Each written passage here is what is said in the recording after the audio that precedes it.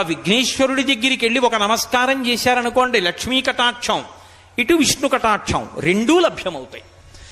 అటువంటి అసలు వాళ్ళిద్దరూ వేరుగా ఎప్పుడూ ఉండరు. పార్వతీ పరమేశ్వరులనండి, లక్ష్మీనారాయణులనండి, సీతారాములనండి, ఎప్పుడూ వాళ్ళు ఇద్దరూ ఒకటే అయి ఉంటారు.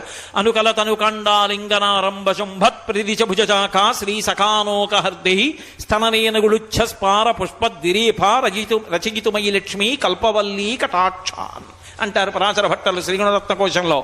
పెద్ద పెద్ద పువ్వులతో ఉన్నటువంటి తీగ ఒక చెట్టుని బాగా అల్లుకున్నప్పుడు ఆ పువ్వులు చెట్టు కాండమనకు ఒత్తుకుంటే ఎలా ఉంటుందో అలా లక్ష్మీదేవి చేత ఆలింగనము చేయబడినటువంటి శ్రీ మహావిష్ణువు నీలతోజిత మధ్యస్థ విద్యుల్లేకే భువాస్వర, నీలం నల్లని మబ్బు మీద మెరుపుతీగ ఉంటే ఎలా ఉంటుందో అలా కలిసి ఉంటారు.